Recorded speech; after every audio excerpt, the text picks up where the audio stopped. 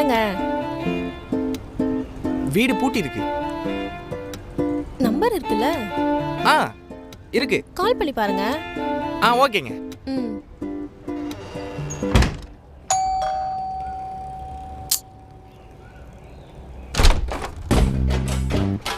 என்னதான்ப்பா வேணும் உங்களுக்கு?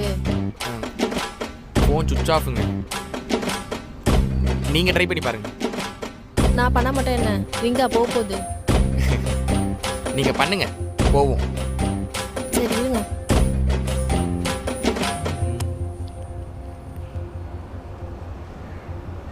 இருங்க, ஸ்பீக்கர்லேயே போடுறேன்.